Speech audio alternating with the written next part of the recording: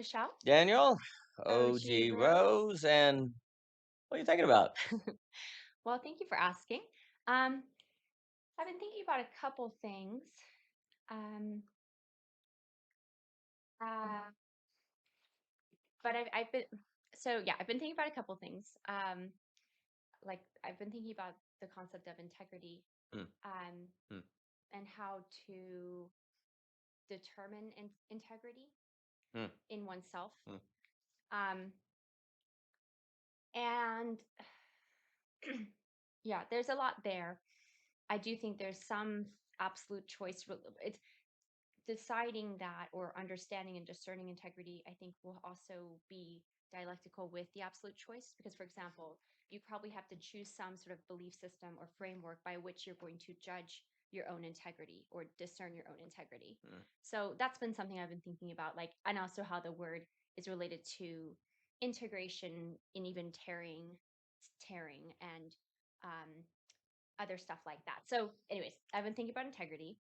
Um, Mm, and then I've also been thinking about, yeah, like the continuation of us talking, mm. like the fact that we continue to do OG Rose conversations, and because of the concept in Hegel of like spurious infinity versus true Yeah, infinity, yeah, yeah, yeah. I do think it's important to be like it, or to me, it's interesting and feels important to consider why continue on Mm, with creating content.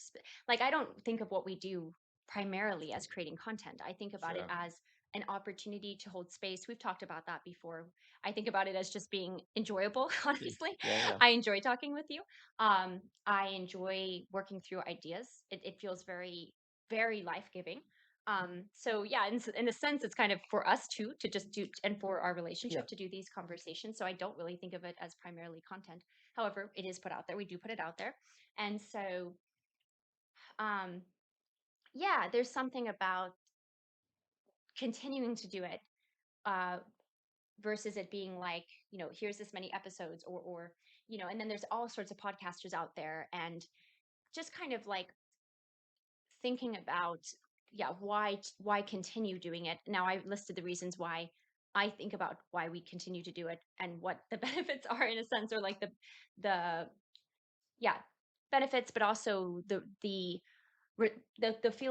feeling of type of compelling or calling, if you will, to demonstrate that it's possible, Mm. like to show what it looks like for husband and wife to talk about things beyond the weather or the neighbors, or not that just as well, some of those topics can be bad because they're like gossip, but I think that there is something that we hope to demonstrate, that it's possible as husband and wife Sure. to have these types of conversations. Yep. And so yeah, in that sense, there's that reason for doing it. But if there's like little devil advocates Sure. voices, they might be Sure. like, well, Sure. what do you guys think you have so much to say on Sure. all these Sure. different topics, and why do you think that's important, or why Yep. do you think that matters, and all of that. And yeah, like I just think that life is, well, I do believe life is connected to the infinite, and the finite is connected to the infinite. So to show a continual model and also to work through continual questions that we have live, like really live, to me feels very valuable. It's not to say, do we end up having something to say on these topics or a value to other people, or like that is I think Yep. that devil's advocate voice probably comes from a mindset of like there's expertise and there's not, and so then anyone who maybe takes a mic is kind of, oh, you're assuming you know something about something. And I think that, like, yeah, you should be self-skeptical about your ego and why you're at a mic, right? But there's also the fact that sometimes you have to like fight your ego to not like to take a Yep. mic. Yeah. Yeah. You have to fight the fact that, oh no, well, what if people think I do think I'm the expert on the, Yeah. and I don't think, again, our mode of conversation is not for expertise so much as it is for orbiting and cultivating excellence in conversation and holding ideas. And can some expertise come out through that? Possibly. But we're certainly not like here to say, well, this is how people should think about this or that. It's the whole idea is to think, how do we think about this and that and the other? How can we think about things?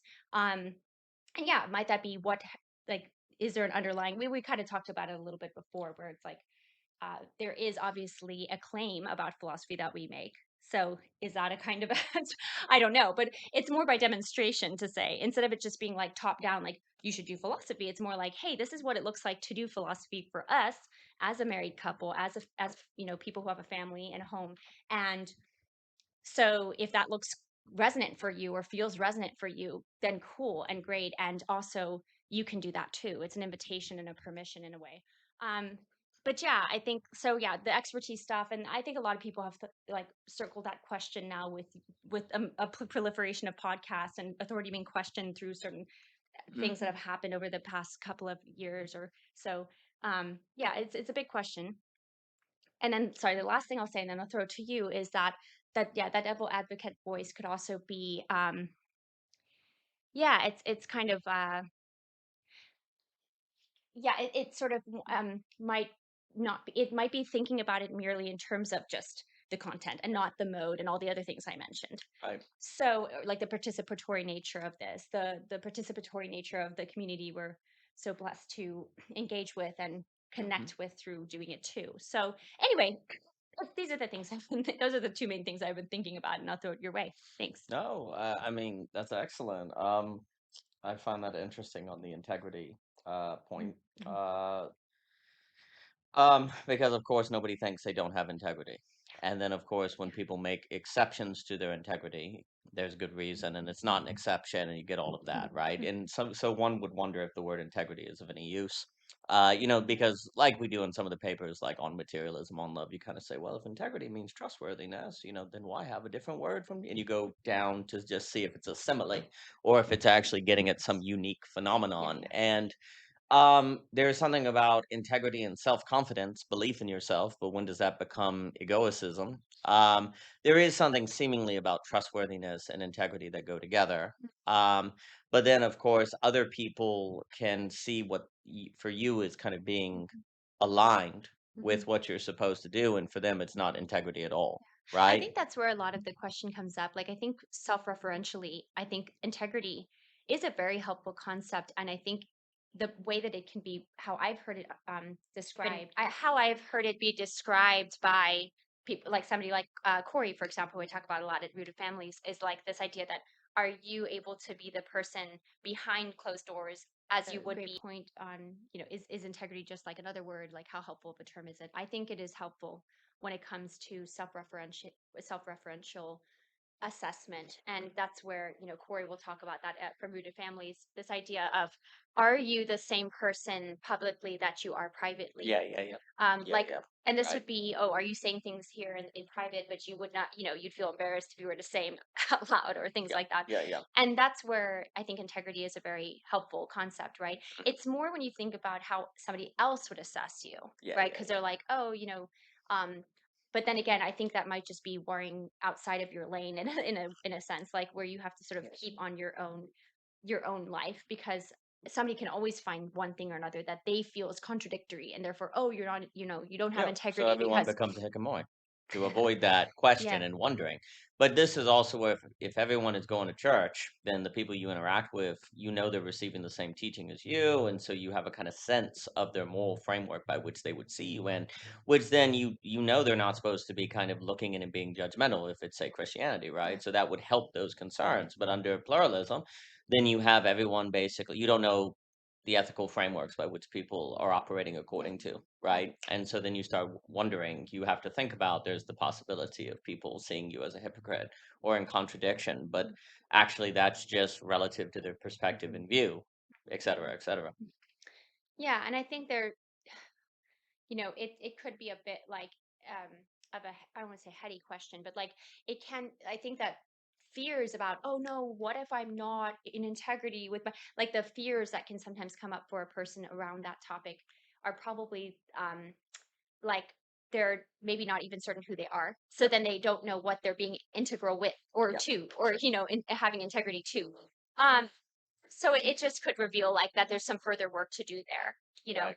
and also they might just be keeping it too much in the head and not enough in the action of like decision making. And that's why I do think though it is somewhat related to the absolute choice or a choice, because you have to essentially, yeah, you're going to essentially have to like learn and um then decide like how is it that you define integrity, really, but I think you also get a sense too, like a bodily sense of what it means to be in integrity or not, and usually you can feel it, like you Well, kind of I feel that, mean, as a good test, like, would you want what you're doing to be in front of everyone, like I was saying right? before. Yeah, Yeah, exactly. which is interesting because then, I mean, it kind of goes to the second question on why do we do these talks, but there's an interesting way in which, though, there can be a putting things out in the open as, oh, you think you're the expert, oh, you, you think people should listen to you, etc. There's also another way in which it's actually a test of integrity, right? Like Mhm. what you would have in the open and what you would not, Yeah, because right? I mean,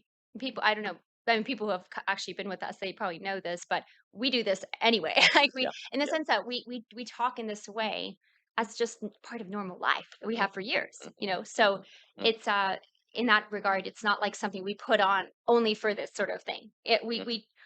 we converse in this way at at dinner or in you know what I mean? And Yeah, like but then someone could say, "Well, you're only saying that to hide the fact that you don't, and why do you even need to say that?" And you start playing all those well, meta I was games, just saying right? that because it relates to the private public thing Oh where yeah, what yeah, you but do in you can't know that people believe you when you yeah, say that, sure, sure. right? Which is part of the I don't even want to have to think about that, so I'll be a hickamoy and separate, right? Like that's the meta mentality stuff, like Yeah, thinking I think you think I think exactly. that Yeah. game from Belonging in Part 1, Yeah, right? yeah. So there's also something though about if you really believe philosophizing your life makes a difference, then why don't you put it in the open? Why, because there's Yeah, a way, and why don't you it's do it regularly? You know what I yeah, mean? Like, yeah, commit to because doing it, there's like also something about like a problem mhm, with, and it's a risk with with the work being done online. Like if you don't have peer review, then you could just kind of be following your idea, think it's good, but actually it doesn't stand up to scrutiny, right? Like it wouldn't pass peer review. Like you have an interpretation of Hume or Hegel or whatever, or you have these ideas, but you never submit them, and so you never mhm, get broken out of your enclosure, right? Or you never actually put them to the test, yeah, right? Well, there's something similar with if you never like if we believe in this kind of work, well, maybe we're deluded. Maybe we're philosophizing our life and that's actually hurting us somehow, right? Like if you yeah, don't put it on the internet or let other people see, then and see the reaction or see what that does, then there could be a lack of testing, like peer reviewing ways of life, peer reviewing mhm, modes of conversation, right? And yeah, so and also if you did it, you put it up and then you just like found yourself performing or just having to come up with like basically just saying like I haven't been thinking about anything. Well, we got to put out a video, so let's do stuff. Well, that would suggest the bad spirit. But yeah, yeah, if you're naturally like, no, I'm thinking about this, and you're then trying to bring it into discussion to think through, that in of itself is a kind of process that if you really believe is beneficial for people, then you'd want to share it. Like there's something to be said if you really truly love anything you don't want to share, right? Like if you really mhm, do you really believe in anything you don't want to share in a certain sense? Now that doesn't mean there isn't wisdom to keeping some things private versus not, but depending, yeah, unveiling with the UN in parentheses as we definitely. talk about. But there's something about like also maybe if maybe we are crazy. So you want to peer review modes of life and ways of Mm, discussion, mm, right? So there's a mhm, kind of self skepticism in the act. What I'm saying there is a form of putting stuff online that is actually a healthy self skepticism, mm, right? And it's also part of believing in something. yeah, And otherwise, the thing you believe in, if you keep it private, could become egoic. It mhm, could be mhm, something that you just like, well, no one else would understand it, or it could be fear based and things yeah, like that. But then there's a real tension here, though, because how do you put stuff out in the open without it becoming performance and egoic in that way, right? There's always these tensions, and I think it gets tied to self forgetfulness and stuff. There's a lot more, but let me get to you. yeah, yeah, for sure. Well, I mean, usually I think the egoic direction of it becomes like audience capture, and you're Mm, kind of suddenly you're like trying to just whatever it is, feed the algorithm, whatever those terms, all of those terms are. So I think I think you can usually tell, or like yeah, that's what I was saying about the sense, right? You have a sense of what's integrous or integrous with what you believe and what your values are, et cetera, yes, et cetera. yes, yes, Um, and yeah, like in terms of it being, that I guess it's like there's the spurious infinity of like there's so much already on the web, or like yes. usually it's kind of like just as there's a pipeline there, there's also a pipeline of people from bigger channels to smaller channels or whatever. Sure, Like in the sure. sense that Pipelines are not yeah, innately bad. It just it's all about what is it for or what yeah, is it unleash? Like yeah, what is it exactly. what horizons does it make possible for people? Yeah, yeah. And yeah, I guess I don't know. There's a part of me that's almost feeling like, well, then if if you believe in conversation, can you even say that there is such a thing as spurious infinity when it comes to people doing podcast episodes?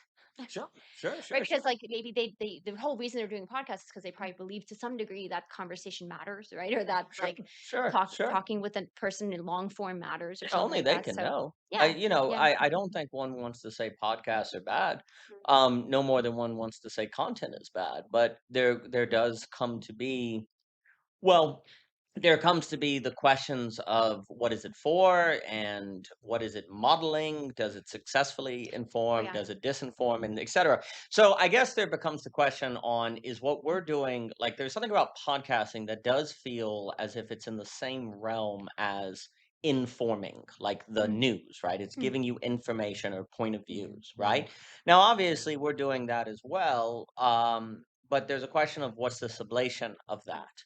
And I guess for me, I often think about these ways. So there's a bunch of things. So I think, and there's also, I guess, lurking over this question on how do you keep yourself in integrity? Like, how do you keep yourself in integrity versus slip out of it or have there be a hard divide between your public and private self, right? Now, the mhm. most obvious example that can seemingly happen is when people are in public with strangers, they're happy and et cetera, but when they're home with their family, they're not nice, Yeah, right? That's a very yeah, common thing. yeah, Like with yeah, strangers, people are nice, but at home, they're not nice. You could yeah, argue that's a lack of integrity. 1000%. But nobody intends that. Yeah. So how does it happen? And Mhm, then the question is there something about this or a certain regular intention of engagement that can actually keep you aligned between your mm, public and private self, that if you don't do yeah, it, you're going to slip out of that yeah, unintentionally, right? yeah, yeah, Um, I think for me also, so the sublation of a kind of informing is, I think in these kind of conversations, and I would associate them with TLC, voicecraft a lot, like those kind of, conversations, where it's not merely about what to think, but it's highlighting how to think. And I think actually one of the great truths is that your relationships with people have a feeling of intimacy relative not simply to knowing what they think, but how they think. mhm, Like me knowing what you think is not the same as knowing how you think. But the only way I can learn how you think is regular conversation, right? And conversations that have an exploratory character, yeah, right? yeah, Because if I simply ask you a question and if I ask, is it raining outside? And you say yes, then that's not really learning how you think. It's just information. And really to get a feel for how a person thinks, you need a space where you can see it on full display. yeah, You can see how they move from point to yeah, point. And that mhm, starts moving toward a yeah, longhand conversation, which again is how to think. And an argument would be, I think, basically, marriages can be made stronger if the people in the marriage learn how one another thinks, not yeah, merely what they think. And I think that gets into, like, when people talk about compatible, well, you want to marry someone who has similar beliefs from you. And that seems to be pointing at something true, but also something incomplete. yeah, And I think basically you want to be in relationships with people where how you think and how they think have some sort of complementary mm, structure that works together. mhm, And I think basically modeling experiences of learning how a person thinks yeah, and also learning how you yourself think yeah, is actually really, really important for marriages and relationships. And yeah, I think that's tied to philosophizing your life because the topics of philosophy are these open-ended yeah, inquiries, these fields, these mhm, clearings that actually create the space where you can learn how somebody thinks. yeah, definitely. Yeah, I think that's all really true and really good. And of course, what is thought of is going to also be valuable information or like Mhm. helpful in the process. You Yeah. of course are going to Yeah. know Yeah. as you know how they think, you also know what they think. Um, Yeah, but but our I think, goal but is not, for example, to give people oh no, no, expertise yeah, on yeah. what's going Here's on what in you the should, Middle East, on yeah. China or health. Like you give your own experiences, which are tied Hmm. into the topic that is part of how you think. Like Yes. you're drawing on how you think about health and science and different to kind of highlight how you think. But Hmm. Hmm. this is Yeah. not telling people the perspectives on that. Where I think a The lot of prescription. podcasts are kind of pointing more in that Mm, direction. yeah. You could say, I suppose, this kind of company, and we had that talk with Jacob Cashier on the porch on Mhm. how kind of the social coordination mechanism is a step beyond just Mhm, podcast. mhm. Because I think the coordination of in real life events and face to all of that becomes really, really important. But there is something about where there's really much more of a highlight here on the journey of thought itself. Yeah, And a suggestion that going on that journey makes you a person you otherwise can't be. yeah. And actually, that can have something to do with integrity that Mm, keeps you from slipping into there being a difference between the public and private self. mhm, mhm. No, I think that's all very good, and I think too, it makes to me, it makes sense for there to be a continuation as a true infinity versus spurious infinity Hmm. with us in particular because we are married. So Yeah, like we do talk. We'll just, that's a part of our lives. And that's what I mean to say is that I hope you don't ever exhaust the ability to have rich conversation with your spouse or a dear family member or a dear friend or something like that. Like, it's not something there's a cap on. And I think that like when in our quantification mindset and also when you fall solely into the what, it is a lot about kind of just um yeah, when it can sound like, oh, I should saying quantification because you're saying it's like, you always can do it and that's a more type of sure, sure, thing. sure. But it's not merely more, it's about the quality of that. Well, And quantity is not innately bad. It's no, when it replaces quality, no more yeah, than rationality. right, right, Like right. if you get the right quality of experience, yeah, Hmm. you'll do a lot because you Yeah, enjoy it. yeah, But if you emphasize the quantity, it can lose the quality, yeah. and that is something people say about podcasts or content. Like the quality goes down because it becomes focused on the next show and the quantity, right? Yes, yes. And yet there also seems to be something valid about a commitment to doing something regularly. So how do you balance those things? Yeah. Well, yeah. And I mean, I guess what I mean to say is like, for lack of a better term, a way to see it, it's like, okay, well, they're able to talk about stuff for this much time, but great, what happens beyond that? Yeah, If yeah, people, yeah. and obviously, like, this is not our entire existence, like, there's all the time and the space in between and all of that. But what I mean to say is like, it's, it's to me, it's important because it shows that it is truly actually an infinite process of like the great conversation is an infinite thing that is going ongoing. And that's, I don't know, I mean, I think most, unless people haven't experienced it, and that I feel is, I hope everyone has at some point experienced this, but when you have that feeling of like I could talk to you forever, like I could just, and that's the kind of what that's tapping into as a mode. But to me, that's what it's trying to demonstrate, that with the person, as like especially for marriage, but for any kind of more intimate relationship, that it's demonstrating that you'd never want it to end. And actually, I think Corey mentioned that in the chats at the end there, right? Like when you loop the goodbye because it's just overflowing with more Hmm. to kind of touch on or discuss. And to me, that's important because it's not merely and I think there can be a value for the there's this many episodes and here's the topics touched on, Sure, because there is a real place for information dissemination through the SEM, right, on particular sure. topics of interest, right? Um, and they might be like, you might have a flower and you're like, okay, there's 8 petals, so we really want to touch on It's those fine. eight Yeah, petals for the there's no fullness of problem. that flower, There's no right? problem. Right, exactly. But when it comes to the mode, it's almost more like this is the soil, like this is the ground itself, and the ground's all over. Like it's just keeps going and going for the sake of planting and growing those flowers in the garden. I don't know if that analogy really works, but I'll send it back to you. Yeah. Yeah, well, I mean, there's a bunch of things. I think the question on is this making episodes like we do spurious or true infinity is really important. So there's change, but there's also regularity, if you will, right? Yeah. And so the issue becomes where you have ever changing guests and ever changing topics. That's where it seems like you start getting the spuriousness, right? Hmm. But when you have ever changing topics in the same people or the same milieu, like then it starts to actually be evidence of, well, maybe reality really is infinitely Infinite. deep, Yes. right? Yes. Exactly. Because it's Exactly. not because the newness is coming out of something the same. Yeah. And really, again, for Hegel, there technically, in a way, is no actual such thing as a spurious infinity because it's spurious, right? Hmm. Hmm. It's there's only actually true True infinity. infinities, Mm. right? Mm. And but the problem is we can imagine infinity as spurious and we disorient Mm. ourselves, right? Hmm. So the problem is like when you have new guests and new topics constantly, you don't get a clear reading of the true infinity. Like Mm. even though it's Mm. there, Mm. it's Hmm. blurred, right? So Mm. what we're trying to do is kind of actually make more vivid, if you will, the true infinity of reality, Mm, right? Which mhm, having a mhm, more regular set mhm, of people or regular us, or mhm, and showing how the topics keep going, that then makes it plausible that reality does have this kind of ever deepening character to it. mhm. Which, of course, it still does if a Rogan or someone, not to bash Rogan or anything, but if it's an ever changing guest and ever changing topics, it is not clear if the infinity, if you will, is simply a product of changing guests or if it's actually latent in reality itself, Yeah, right? So that's really a big part is you want to design, because this is a design question yeah. as well. You want to design whatever you're Mhm, doing, whether it be an in real life event or whatever, to make it plausible to people that this is actually unveiling an ever deepening infinity or field in reality itself. And mhm, that's a design question. And that's where you have to limit, I mean, honestly, you have to limit your variables.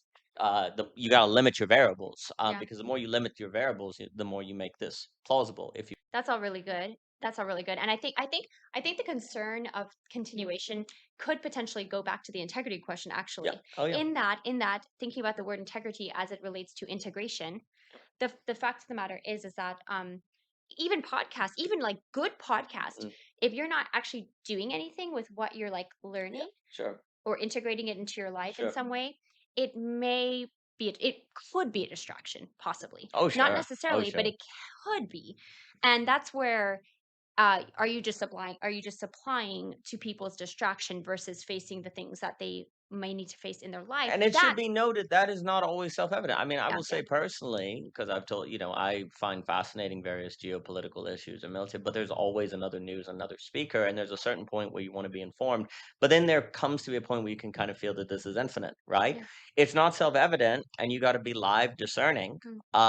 So that's It's a real a question. real question. Yeah. I want to say it has something with your own live discernment, being able to tell. Mhm.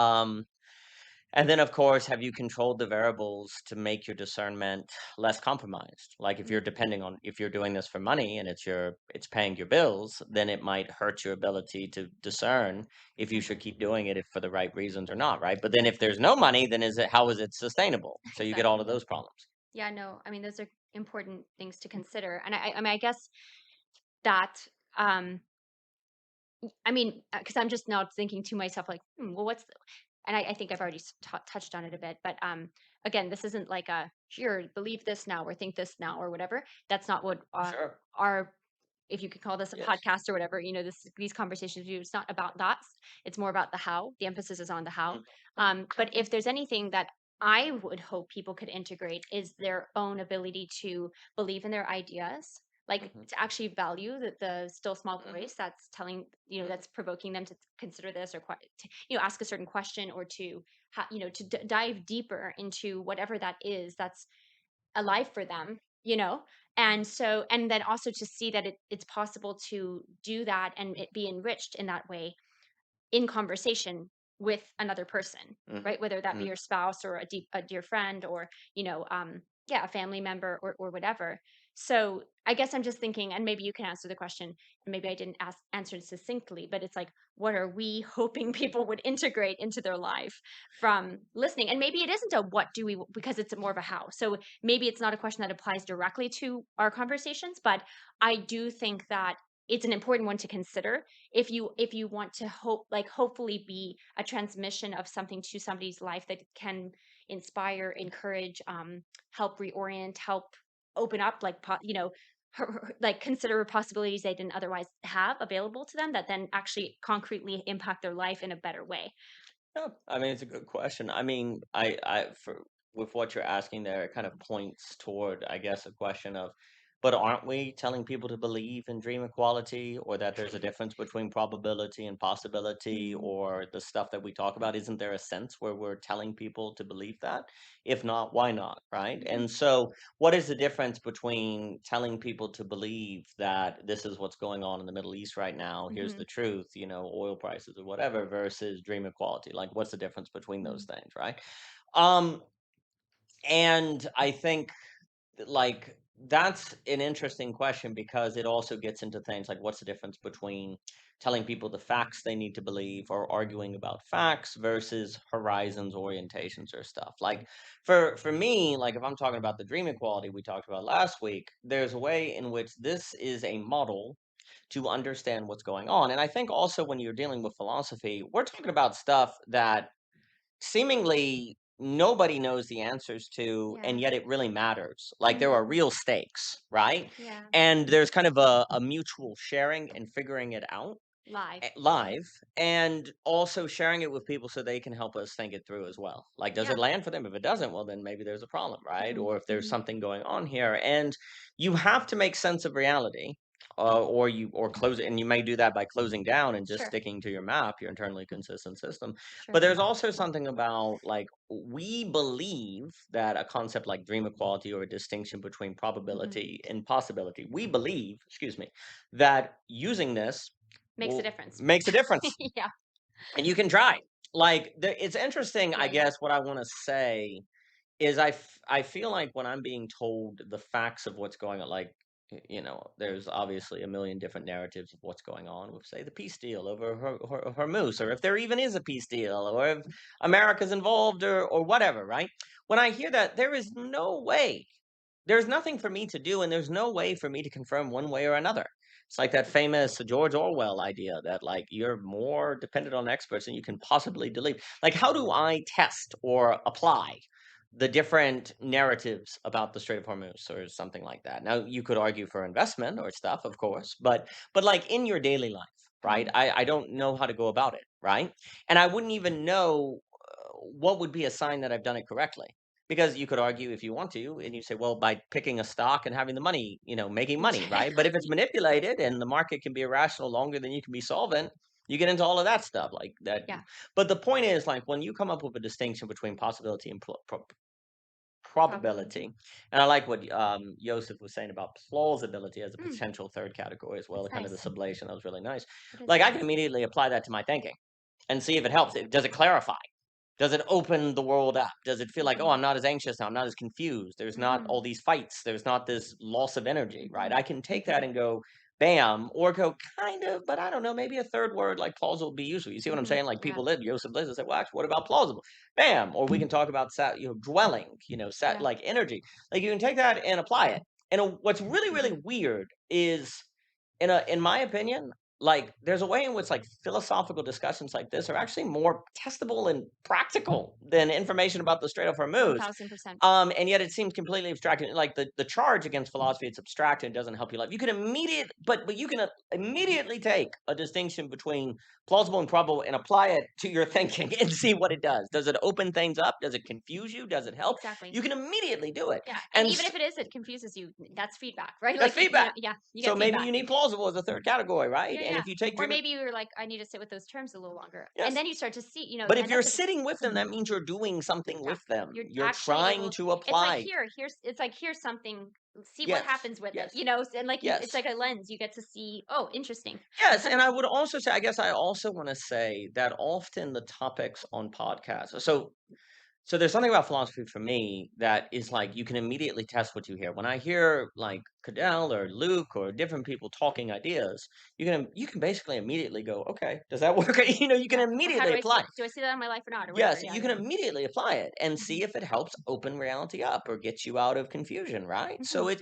it's almost as if philosophy gets charged as being impractical because it's so incredibly practical and so instantaneously practical that it's like air and Yeah. therefore invisible, Yeah. right?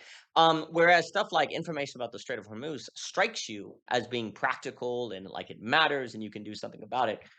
And yet, especially in our age of fake news, and where clearly all the bots are controlling everything, what you can't. What do you do? Even if you make, I stress this, even if you make an investment decision based on it, it could be manipulated by the system, right? But the point is, there's something actually incredibly practical about philosophy and immediately. And so there is a sense, I guess, there's a few things. Like on this idea, then, well, then aren't you trying to say to people you ought to believe in those distinctions? Well, what we're saying is you ought to try it. Yeah. We're saying you ought to try the distinction between You probably oughta yeah, there yeah. is an ought, there is a kind of ought, Ought. but it's more like you ought to try. You ought to try it. Worked for us. You try it. Let us know. We Mhm. this distinction between practical or thinking about mysterious energy, like season two, like You ought to try it. And but that's different from you ought to believe this about the Strait of Hormuz, and if you don't follow the facts or something. Yeah, exactly. Like there is something about the ought that philosophical discussion gives that's more of a try and feedback, whereas there is something with facts that becomes much more totalitarian or Mhm. forceful. And if not, like the other side I want to say is that like some of the podcast conversations you hear like Diary of a CEO or et cetera, which again, there's some incredible. I would take the podcast Structure or like, ecosystem yeah, over the traditional news outlets any day of the week. But right. when they are giving life advice, often the most popular topic is health because that always gets people going. It tends to be very individual, like how you can change your health, right? And of course, there's something very important about that, but it's hard to take. But and you could make decisions on what you're going to eat or how you're going to, think about light or so on and so forth.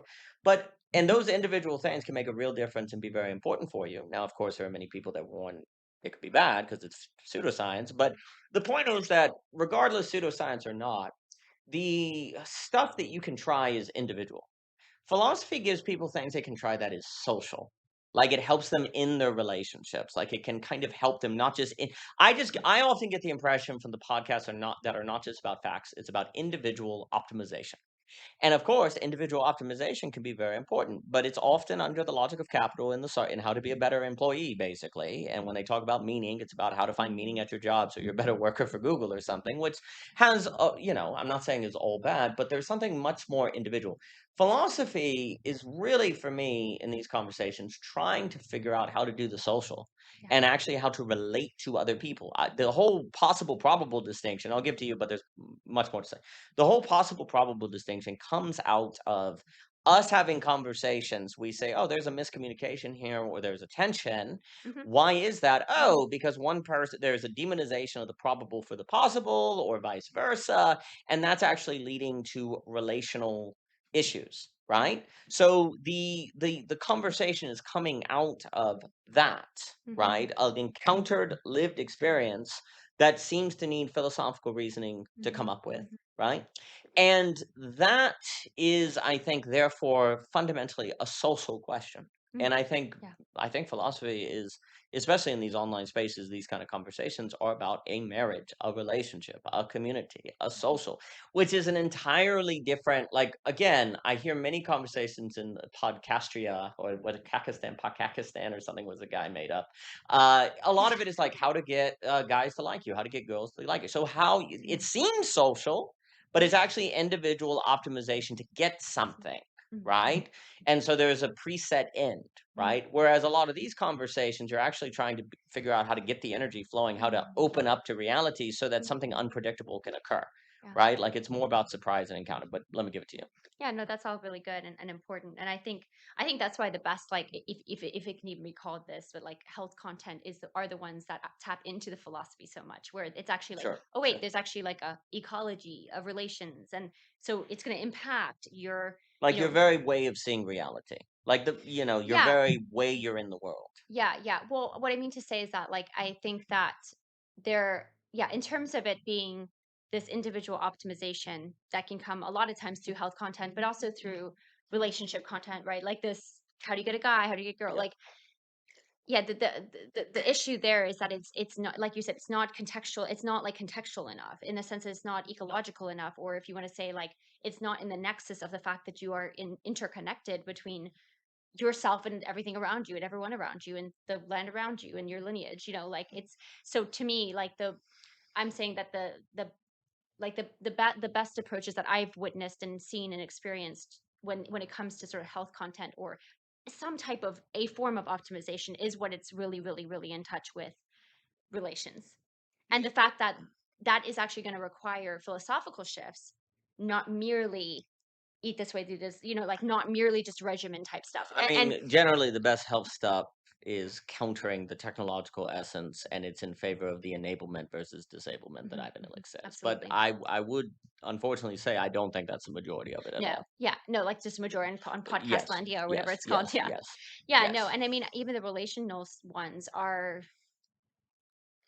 Because the thing is, if you're really gonna do any of that stuff well, whether it's health, relationships, or whatever, like, it's fundamentally gonna be about philosophy. It's fundamentally gonna be about how you think about things, how you approach things, how you see philosophy to me, like we've talked about it as like opening the aperture in season 2, episode 1, is seeing that there is a contextual element to Yeah. this. It's not just it is a lot about you and your agency, and it's about the context. It's about more. It's about and I think the fact that you said it's particularly social, like what you're saying, It's is particularly it's really social. important because um yeah, knowing how to talk is a big deal, like in the sense that the way people talk to each other or don't or can or have drama because of talking is a big deal. So like, that's why how you talk matters, and the ability to know there's a way to talk with people that's, like, fun, and that's interesting and, like, engaging and taps into people's inherent intrinsic, like, motivation or their interests, like, cool, because a lot of times, like we talked about before, people just see conversation as, like, kind of like a weapon or, like, it's Oh, they're weaponized terrified. against them. They're Yeah, terrified like, of it. conversation is just kind of a threat, and it feels like it just it just feels it's kind of just constantly feels like something's about to erupt or like something's about and you're just kind of hoping it doesn't it's or you're like making it erupt because you like confront whatever it is like confrontation or you could be afraid of confrontation, so there's a lot of those dynamics going on in conversation. So again, this is why it does seem to be a lot more about the social imagination about the social in terms of oh like there are possibilities and modes of conversation that exist and that can be like cultivated and can develop in capacity for. Now somebody might say, well, that's all good and well, that's nice, but like I could listen to you guys and still deal not deal but like come up with encounter somebody in my life who is difficult to talk to. And uh I mean, my hope is that people could take seeing what we talk about and the topics we talk about and such things and start to have a type of humility, like with that other person, to again be able to start to like not hold all of your assumptions about that person against them, essentially, even if you feel justified and right about it, et cetera, Yeah. but also to be wise about is it right and appropriate to engage in certain conversation or not, and accept that and don't make it like, oh, they're not fulfilling something in me because they won't do that. Well, maybe they're not. Like that's okay. You there obviously there's a space of where to do that and how to do that within yourself and maybe in a broader community that might make it more possible with that person who feels difficult to talk to. But it's like kind of a humility, and I even want to say maybe a kind of kindness or gentleness of spirit with that person. Um, and showing your own spark, allowing your own excitement to come out and not be afraid to do that, no matter how they respond, but to see that as a possibility. Now, they might not, I always think about it like, they might not bite, they might not want it. That's okay. But at least you're not afraid to show up in that way that can potentially lead to further and deeper conversation. I mean, there's a zillion things. Often, so if you're dealing if you're dealing with someone that's difficult to speak with, there's a lot. Like I mean, first, I've never met someone who's not interested in anything, and I've never met someone who won't talk all day long about something. It's just that maybe it's not a topic you're interested in or you like, Mhm. or so on and so forth, right? Well, um, if you're bothered that they won't speak to you, then a sacrifice you may have to make is that you are willing to speak about what they want to talk about, right? If really it's the conversing is what matters to you, Mm, right? Because a lot of people say, "I just want to have a conversation with them." It's like, all right, we'll find the thing they're interested in and talk about that. It's like, no, I want to talk about my day. Oh, okay. So it's not actually about the conversation. It's maybe there's kind of an agenda there, yeah, right? You yeah, know what I'm saying? yeah, Furthermore, there is something to be said about accept if you say I can't talk with them, well then accept the reality. Don't worry about it. Like you exactly. can't talk about with them. That's Fine, then right. sit with them. Sit with them. Yeah. Play Whatever cards the with them thing or is, whatever. right? Yeah. Or play cards and that's no issue, right? Um the problem as well is and of course, then if you say, well, I need to talk with someone, then go find someone to talk with, right? And if that person says you can't do that, well then you stand up for yourself, right? Like if they're literally blocking you from speaking or doing the conversations you need to have, that's a problem. And also, if it's someone who, when you ask to do something, they don't do it, Well, that's a problem because 'cause they're not in integrity, right? So there's something to be, are they a conversationalist? There's different elements here, Mhm. right? Like, what should you stand up for yourself over, Over, yeah. right? And Like, in what if way? they're Yeah. lying or not doing what they say they're gonna do or causing trouble, that's something you stand up to. But if Yeah. you say, "Well, they're just not a conversationalist," again, I have never met anyone who isn't a conversationalist about something. Yeah. You have to just find it, and Yes. if you can't find it, well, then just accept that and don't judge them in light of it. And that's a big thing too. Like I mentioned about being willing to show your spark, but encourage finding a way to talk with somebody to like activate their spark is huge because and actually it cool. They really like this. They really like making flip books. Like and cool. Yes, Like learn more yes, about that. Like be open to being something we talked about in season 2, episode 1 as well. Is like it has something for you. There's something there for you in learning about something that somebody else gets excited about. Like yes, that's cool. Like learn to be somebody who can appreciate that in a sense. And that could take time. Sometimes like especially if I don't know, I think back to being a teenager and I think I was fairly open, like especially you might feel this dynamic too, sitting with older people who have stories that they want to yes, tell. Start to like be receptive to their stories, even if yes, they're repeating themselves, yes, because that is it's actually a it's like an environment you're getting to bask in and learn from, even if it's the same story again. Um, yes. eh, You should focus on being interested and being interesting. exactly. Like, just Interested and focus. interesting. If you have Yes, something and that's the thing, if it's an older person, they probably get excited about what you're excited about. Like yeah. if you're amped about something and you're sharing, they're like, cool, that's alive. And that feels Yeah, I mean, vital, if you want people to talk, but you're boring or you're not Yeah. Well, interesting, that's the then thing too. I think a lot of people like desire deeper conversation, but it's like, what are you going deep into yeah, so what that you you have can't have deeper conversation if you're not deep.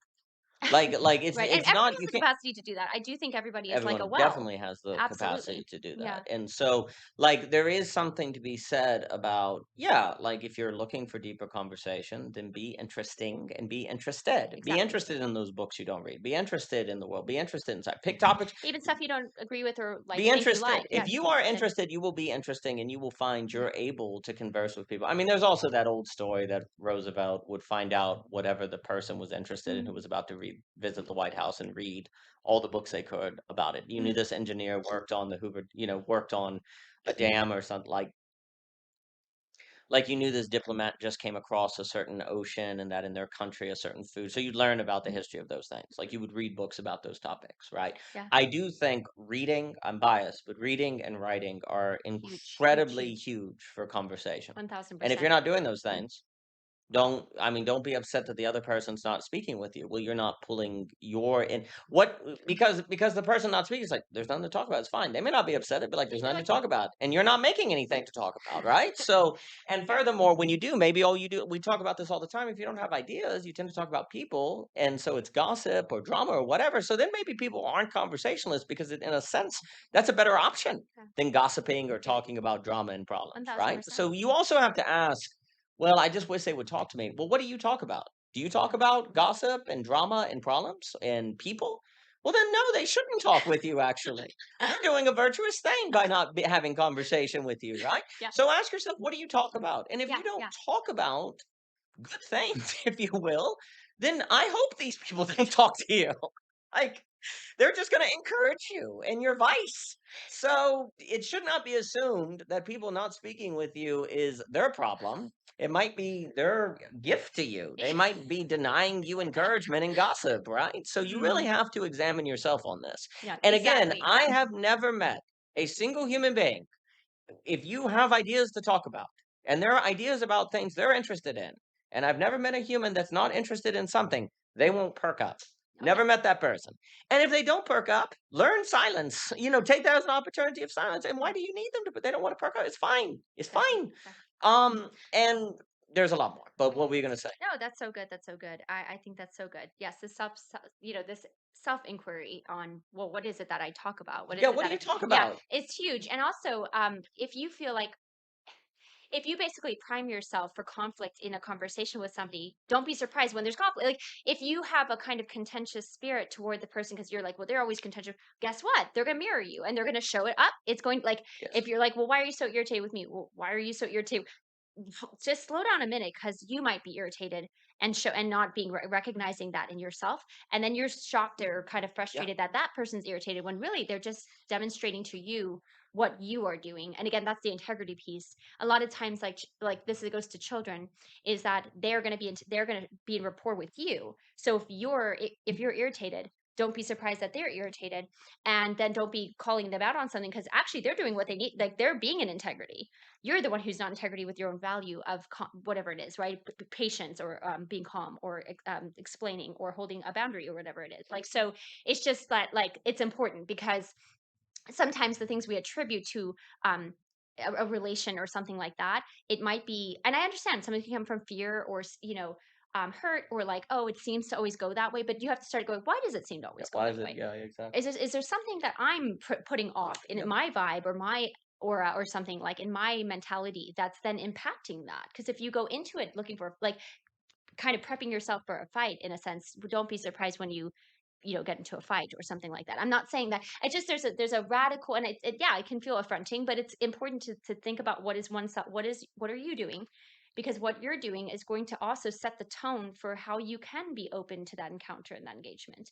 And yeah, I just I and too, like, with just one thing really quick with children, I just think that's such a huge point too. Like, what you're maybe requiring is also something you obviously need to fulfill yourself in your presence, in order for the conversation to be able to be open, alive, and straightforward, and integral to, again, the things you value, which could also be boundaries as well, and not Right. being ashamed or afraid, or like over explaining, just being very kind of confident with that. But you do those things so that you can have a thriving relationship and connection and conversation that's interesting and enjoyable. So yeah, there's a I lot there, but yes, and I know we're short on yeah. time, but a bunch of things. Basically, if you're not philosophizing your life, or you're not talking, you don't have ideas and creativity and all of that, it's likely that silence is more virtuous than speaking. Yeah, Like, it's actually yeah. probable that A silence lot of is the saints better. said that. Yeah, Yeah. and that's where you can see wisdom traditions putting an emphasis on silence, because if the majority of people are not philosophical, then for the majority of people, silence is more often than not going to be virtuous, Yeah. right? Yeah. But then there's something about the lack of speaking that is problematic, especially after the loss of givens and people not necessarily Mhm. being on the same page. And there is also something about the voice that seems to be at the center of human development, language, psychoanalysis, and then, of course, everything belonging again, where, yeah, like basically the fate of the world is contingent on if we cultivate Kafka likeness, discourse, or rhetoric voicecraft, as McCloskey says. Like, that's at the center of the question of if the sociopolitical order collapses or not. But yes, I mean, if people are not philosophizing their life, then silence is probably more virtuous. Yeah. It, And so if you want to change that, and make conversation more virtuous, then yeah. you're going to have to philosophize your life, or bring in projects or creativity, or take interest in things. Like, if Mhm. you're talking about something you're interested in, then that's probably great Yeah. because you're excited. But if you don't become interested in something, Mhm. or get passionate about something in the terms of kind of intrinsic motivation, well, then, yeah, speaking is probably not great. Or Yeah. you're just speaking out of anxiety to avoid the silence, or you're just speaking about, well, you could say you're speaking about small talk stuff like the weather or whatever. Well, technology can now tell you the weather. I don't have to ask people. And there's kind of Mhm. a way where technology is removing the need to do small talk, which in one way can sound terrible, but in another way, it's a forcing function to move conversation in the direction of voicecraft Mhm. and philosophy and so on. Um, the other things I wanted to say on this question of these regular conversations and so on and so forth, um, like everything you're saying, I've never heard you say, Mhm. right? Why would you say them to me so we can be on the same page, or kind of know where one another is at, and thus what the person is interested in talk about, unless you have this, like this regular conversation, right? Like, the thing is, like, what circumstance? I've never, what you're saying about integrity, that's very interesting. Why would you and I in our marriage talk about integrity just sitting around there? Why would it come up? What are the chances of it to come up? Now, and think about, like, maybe that topic comes up, but what about all the other topics we've talked about? And I can't think of a single conversation we've had that I'm not glad we had on Yeah. these in this space, right? Like, why would it come up? Right? Mm. It just would be improbable, right? And if there's something about a marriage that really, really, really, really, really benefits from knowing not just what the other person thinks, but how the other person thinks, then creating an environment or space or commitment that assures that you're regularly doing that is an Mhm. insanely big deal, especially with the loss of givens and also increased complexity where there's more stuff you have to deal with and the economy is changing. Like being on the same page is harder than ever before because of the internet and different information sources and the wife's watching these videos and the husband these videos. So there's this kind of splintering, right? So it is not easy to be on the same page, right? Mhm. And if you're not committed to doing something to put you on the same page, that's a really big deal. And what you can say is that and what you could say is that there is something to be said where you can say, well, we can just do that privately. The public makes you actually do it. It's like when you make it, like when you're going to put it publicly and there's a certain expectation, then you're Mhm. actually going to do it. But yeah, I mean, if one day you kind of get to the place where you feel like the energy's changed and it's spurious and it's bad, well, yeah, you just stop doing these. You just stop doing them. What I'm amazed by, and I think is evidence of the infinity latent in being itself, Mm. is how it feels like we've just started in Yeah, topics and conversations. It has 1000%. been 290 episodes or whatever, right? If you count season one and season two, 230, 80. And that's extraordinary. And you see, here's the thing. I just think back on my own life. Like I even go, if I go back to 2017, I think of all the times I'm like, well, basically all the main ideas you've had or thought, like Mhm. you've kind of read all the main books. You're basically done. I was a freaking moron. I didn't know anything. It's like we talk about how when you graduate college, you're treated like you're really educated. You don't know anything. Like you are like 25, you're an idiot. You don't know a thing. And so also there's something to be said about continually conversing, although it can seem egoic, it's actually the humility of the infinity of reality. Yes. It's like a humility before the fact that reality is like infinitely deep, and every time you think you know everything there is to know, you're not. I am. It's like you don't even begin. It's like you haven't even started. And so there's one form of continually doing content that runs an egoic risk. But then there's also something about cutting off the having these conversations that is suggesting you've exhausted reality, Mm. which is actually like the ultimate idolatry. Like that's like you're like saying, "Yep, we've exhausted reality. We've Mhm. exhausted all the topics. Exactly. Well, only God can exhaust reality." Exactly. So there's actually something about Mhm. there's actually an idolatry in a certain sort of saying, "Nope, there's nothing else to discuss." Now, if it's like to what you're saying, now if you have a topical series Right. where you just feel like your point is to really focus on Yeah, maybe a to health thing, transmit these and certain topics yeah, and then then like just own it. Then say it's going to be 12 episodes and you're right. done. Yeah. Like just And then make own it. sure like yeah, and I think a lot of people do it that way too because they're like, don't keep listening to stuff now. Yeah. Go do the stuff. Go you do this know. stuff. And Yeah. that's And perfectly that's fine. fine. Yeah, I think Yeah, there's a place for and that. you could argue that basically only online conversations that are about the inexhaustibility of reality, ergo require philosophy, are the ones that can go on forever and I not agree. actually have a problem. I mean, I I do agree. think there is something about the podcast ecosystem that is selecting itself out Yeah. energetically, like Yeah. the energy is dying because you can't because the only way you can do excuse me something like that because the only way you can do something like that, like continual, is one, you're the news. So you're reporting on the daily events and the daily episodes, and there's always new news. So you do that. Or you become philosophical. Like that's the only way to go on forever. And if you're in a between space there, the energy is going to die. Like it's going to feel spurious and it's going to run out. And I think that's happening to people. Mhm. There is no virtue on doing 500 episodes. There is no necessary virtue in these things. I would assume that the nightly news has more episodes than anything. If you take that as a big thing, I'm Yeah. sure CNN or various CNN shows have the most. But that's not necessarily a virtue.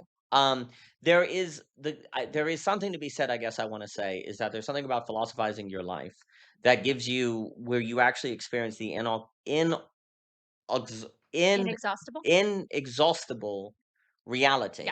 And then the claim would be there's actually something about experiencing that in a marriage that makes the marriage that strengthens the marriage and a friendship. Like the Yeah. lack of that experience of the inexhaustibility of reality is very problematic Yeah. for relationships. Consequential. And I think regularly doing it also gives you regular exposure to how the other person thinks. And you learn on top like again, if you're not doing these conversations every week, when are you gonna talk about integrity? Why would dream equality come up? Like, Well, why would those and how would you also bring it into a space like it's not gonna happen. And then the ways that would develop the relationship won't occur, right? And so mhm. it becomes a very, very big deal. But let me give it to you. Well, I agree with what you're saying. I would, because again, we've known each other since like 2008. So conversations like we have we're having now, we've in a sense, I mean, Yeah, it's I 20 years, yeah, right? because there's kind of I think there's a sense in which, like, well, if we I think for us to make to do it regularly and it be something we put out to the public, to me, it's sort of like, because it's a feedback loop into our all the other time we have Sure. with one another in the sense that so if we bring up integrity now, it's probably going to spill over into like us talking in the Yeah, kitchen or sure, talking, sure, sure. Right. like, and so because we continue these things or we talk, usually, especially right after, we'll talk Yeah. with each other about these things, off air, and so it's very much to me like seamless with talking about Mhm. these topics at other Stuff points. you put online ought to feel seamless with the Oh, rest of your life, and if absolutely. it doesn't, And that talking can be an about it issue. Yeah. out off screen in your actual life. And I guess I'm just saying though that I don't, you're saying when would you? I mean, I think yes, the practical reality is when when you're, When you're busy, you got a million things to do. yeah. So it feels a little bit more challenging to know like, well, when could you have a time? Now, I think I would encourage that like couples who maybe are like, well, we don't really want to do a YouTube channel, that's okay. Just make sure that you actually, like, carve out a time to Yes. talk about things that are alive Yes. for you both. Yes. And Yes. some people might do that every single night when their kids go to bed, or some people might do that once a week, or some people Yes. might do just make sure that it's a Just regular, have a period. and not Yeah. regular enough that it still keeps things very alive, that you're both attentively listening to each other. And Joining a discussion group, joining a book club or something through the social coordination mechanism can increase the chances you actually do it, right?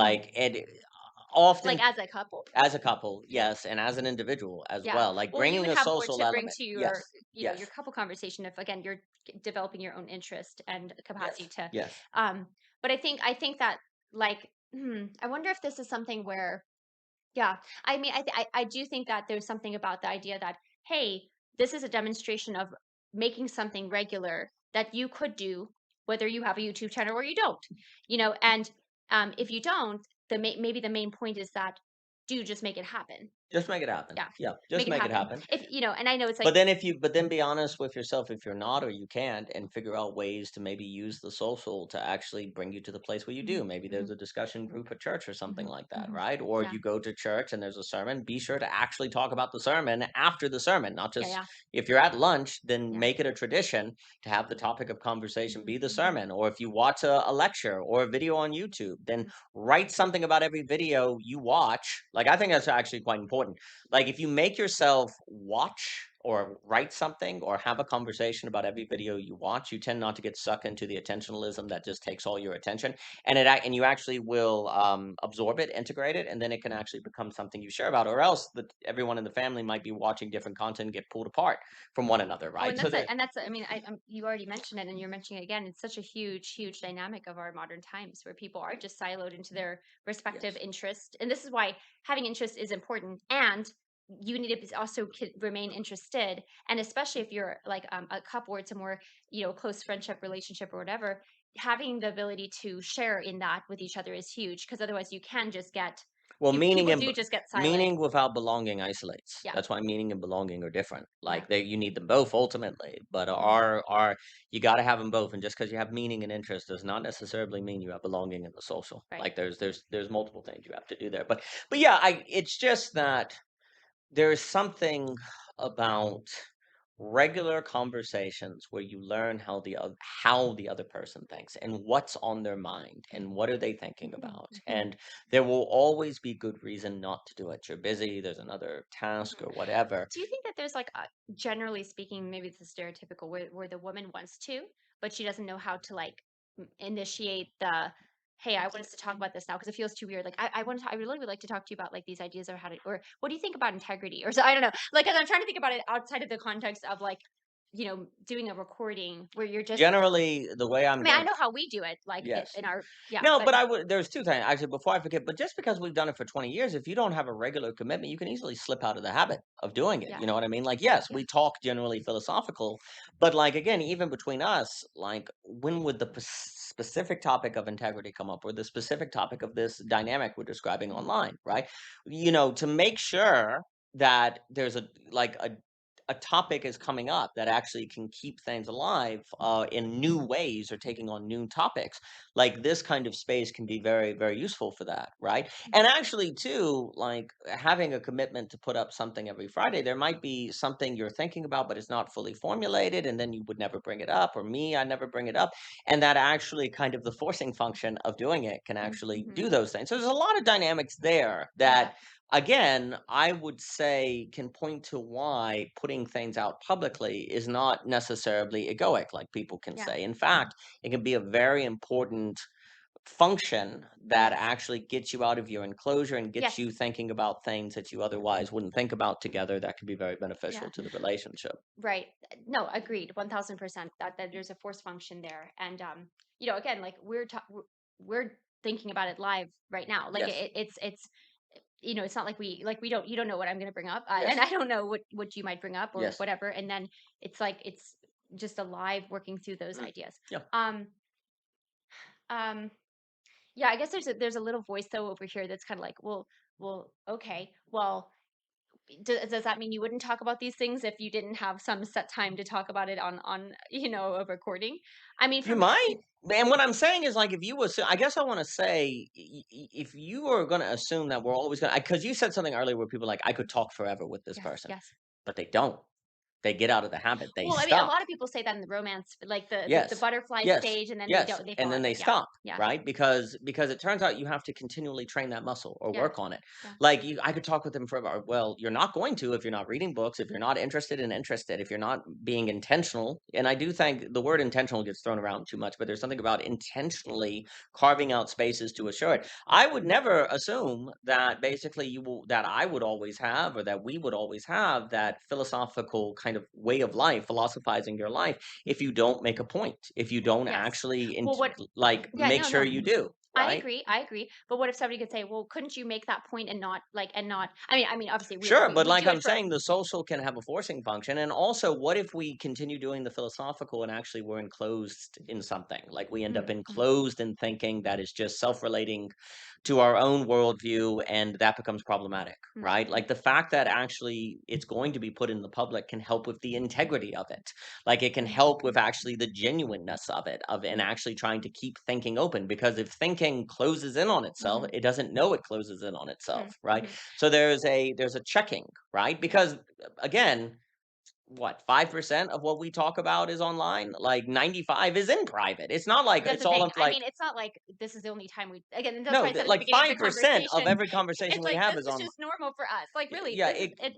5% or less of Yeah. conversations we have of philosophical character are online, right? So this idea of public or private, no, you're not going to be able to have I 100% was gonna public. say, well, yeah. And also, I mean, I don't think you could like personally, I don't know that we could do what we do here if we don't do the background work of Well, no, like you I our don't think you would. lived I think it would experience, run like out. our It would exhaust quotidian, because it wouldn't be in the name of the inexhaustibility of reality. right, the true 'Cause infinity of yeah, reality, because if right? it is, you're gonna be doing it all the time because it's the true inexhaustibility of Yeah. reality, Yeah. right? And you're also gonna believe that organizing your life around that is actually what opens the beautiful, that makes Hmm. the strike of beauty Hmm. occur. Hmm. And also, it kind of makes me think, though, even just to kind of play into the idea of like the force function. This is where, to me, I'm like, do get creative with your say if it is your spouse who you're like, I would like to engage in more conversation. First of all, start on working on yourself, like in the sense of like, Yes. get interested, get interesting, start journaling, start reading, all that good stuff.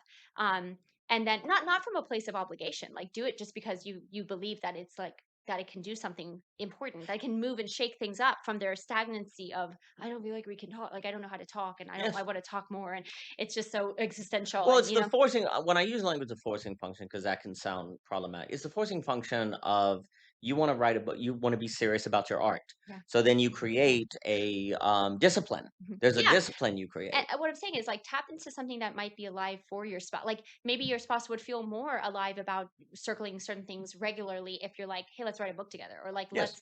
let's do like a time when we can each like it depends on the person, but like or maybe circle it around a project. Like when we go work on the fence, we like we talk like let's talk about these topics when we're talking.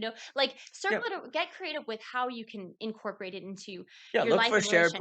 Yeah, projects. look, I mean, yeah, because I think yeah, I just I because You again, need not a not shared everybody. project. I mean, not everyone needs to have a YouTube channel, of Sure. course, but you need a shared project that is going to, as a couple, you need a shared project that, as a couple, is going to make you attuned to the inexhaustibility of reality. Inexhaustibility, yeah, yeah. Yes. And I think it's like start getting creative and live with what start to get creative with what is it that you end up doing regularly anyway, so that you can link it up, like to start at least. Like maybe you would like to eventually just have it be a conversation time, if you will, or something like Yes. that. Now I would, it's who said that, Daniel? Who's like when you're like bent on having a deep Lewis. conversation, and then Lewis. you Lewis. Yes. Lewis Yeah. is always so good on everything. But like, oh, don't if you're like, well, we're gonna have a deep conversation Yeah. now. Well, No, no, don't be no, no. surprised when Yeah.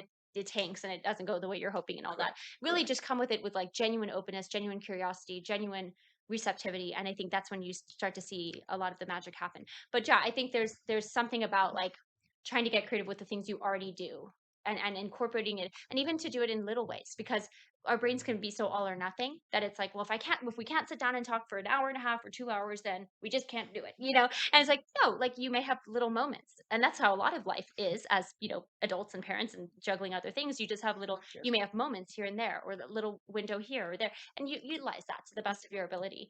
Yes. So yeah, and do that Yeah. with your again, like maybe you're also a single person, like do that with yourself, like use those little moments to write down some ideas, or consider this, or read a little bit of that, or contemplate on something, on whatever it is. Like that's a self cultivation, that you can do even in little moments, or like, yeah, because it all adds up, really. Yeah. I mean, you got to learn to share. Like there's share in. Like there's something about existence that is shared, and when there's a lack of sharing, there's a lack of existence. Mhm. And yeah, I mean, with conversation seems to be uniquely important because of how it forms the person.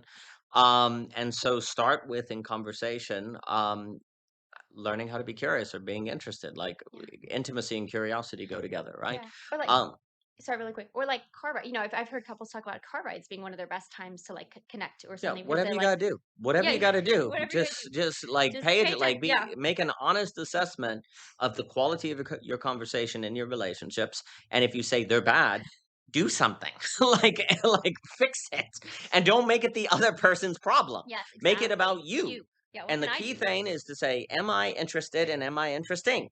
And if the answer is no and no, well, then get going. Yeah, That's a now great you know place what to to do. start. Now Yeah, you know it's a what to great, do. I yeah, mean, you also asked a question about women. I mean, not to yeah, generalize. I generally my experience is that women are more philosophical than men. That they are more likely to want to go deep into topics. Now, when men go deep into topics, they might go obsessively. Like it's yeah, there's way more super poor men, but also more men CEOs. yeah, They do the extremes yeah. typically. And in my experience, the average woman is more philosophical than the average man. Right? There is something about females that one conversation, but then again, the if the female just if they do something where they themselves are not making themselves interested and interesting, then don't expect the man to necessarily come along, because most men, look, I mean, personally, I think most men have basically been taught or experienced that silence is more virtuous more often than speaking. Like most of the time speaking is not great, it's viceful, it's a way, or it's superb, it's empty, it's chit chat, as Heidegger talks about. So then, it's virtuous not to speak. And if you kind of say, well, I want the man to have experiences of conversation that are virtuous, if a woman is saying that, or vice versa, then you need to learn how to have virtuous conversation. And how do you do that? Well, Mhm. it's gonna almost by definition have to involve ideas, creativity, learning how to be interested, how to tap into the inexhaustibility of reality. And you're gonna have to learn to do that. And if you don't dedicate your life to learning how to do that, don't be surprised where most people in most situations conclude that it is more virtuous to be silent than not. And then, of course, problematically, even if that might be so, silence still can drift into separation, isolation, and silence is not necessarily holy, even if in some sense it's better than speaking. There are other times where speaking is better than silence, right? And I would argue that it is always better to orbit the inexhaustibility of reality than not. And sometimes that's best done through speaking and sometimes silence. I do think it's actually speaking more often than not, because there's something about language, the word. In the beginning, God spoke. He didn't silence, let there be light. He spoke. Now, again, silence is necessary for words, but Like you're gonna only like there's something about the only way to learn the right way to do silence is through speaking. Like, you actually have to let go through speaking. So there is something important there, but again, I'm not saying all people have to have 4-hour conversations, but you must learn language. And maybe there is a form of mastering language that is just saying 3 words at the right time in the right way. Mm, It's not necessarily quantity, like exactly. the right words in the right way. Whoever you are, whatever your personality whitestone name is, I do believe Mhm. you're going to have some sort of relationship with communication, even if it's sign Language. language. Yeah. And even if you include silence as transmitting information, like whatever your relationship to language, you must master it. Mm, You must learn how to make it participate in the inexhaustibility of reality, the mystery, the unknown, whatever that is. And you must learn to do that, and if you don't learn to do that, then don't be surprised if you struggle to share projects in your relationships that actually don't just lead to fights or dramas that, that actually feel like if you want to feel like you're actually building something with other people, then you must learn your mastery of language, mm, your mastery of mm, speaking or communicating or being in this world, mm. and figure out what that is. And it's going to and I think it starts with being interested and being interesting, and going from there. I know we're wrapping up, but I just wanted to say really quick something that I have been thinking about in the background throughout this conversation is how I have felt like philosophy has also, though, taught me what not to speak to. Yeah, And I'm yeah, not yeah. always perfect at discerning that. But that's Sometimes you're arguably a like, form of speaking, "Ooh, like maybe I learning. shouldn't Yeah, have said that." yep. And I mean, the best you can do is just to say like, okay, have some grace for yourself, but actually learn the thing so next time you do better, or But there's like there's a weird like Well, there's like a weird philosophy. sense that's like a little bit more like a sommelier or somebody with wine, where you're like, okay, that's interesting, or you feel the energy of words more. I don't know how to describe it beyond that, but it's kind of like you feel a type of energy when somebody's articulating, and then when you also have to give response, or if you're reaching out or something. And yeah, it's very interesting because like I do think that philosophy, I would say it does help in developing this almost like spidey sense or sixth sense of Well, like yes. the energy of words. Well, when you're Um, exposed to language that is toward the beautiful virtue, then you can tell the difference between that and language that is more viceful. exactly. So, but if Because you there is only, spiteful language, like we talked a lot about. yeah, I And so mean, it's not just it's about being the discernment to be able to have the virtuous yeah, language if and all you ever do communication. is use viceful language, you can't tell the difference. Hmm. So that's also again, it's an enclosure problem, right? Like when you talk about the sensing of the difference, or we've talked about senses of energy, there's something about basically without philosophy, you can't sense those things because you've never had the contrast. Mm, And so you're enclosed and aren't missing anything. And that's why the whole mm, world is like philosophy is a waste of time. Yeah, because if you don't do it, you don't sense what it does. And so it doesn't do anything, quote unquote. mm, And you get into that. And that's a campaign of dream equality, mhm, because mhm, you need abstract thought in order to identify the way thought is structuring you towards your self-effacement. mhm, mhm. But developing that sense is huge. And yeah, I mean, people get a sense of that like with the vibe, with the emotions, or they can sense when somebody is upset. But you really want to develop that sense along the way, not just after the person is upset, right? But that's a more refined Exactly, sense. Like exactly. you need to develop the sense of vibes and auras as they're developing, and also sense what's going to lead there, right? I think it's interesting that most people seem to have that spidey sense of when the thing's gone wrong, right? But you need a more sophisticated, you could say, intuition, a better developed Mhm. intuition. You have to have a sense of what's going there, Exactly. right? Well, I would even say that's not a spidey sense at that point. That's just pure sensation of like, True, true, true, true, it's true, it's on fire, it's true, hot, true, true. versus a spidey sense of like, that might, I don't know if that's a good thing to say, or I'm not sure. That that may be better said like this. It's like all that refinement of how things are said. I suppose it's the difference between telling that something you cooked is bad after it's finished versus being able to tell what will make it bad along the Yeah, way. yeah, or make it good, right? Yeah, Make it make it good. good. Thank you all for being here. If you want to find more of our work, you can go to ogrose.com. You can go to Amazon. Any book purchases or reviews are massively appreciated. You can also find us on X, Instagram, and other places. So thank you so much for your time and have a great day. Thank you.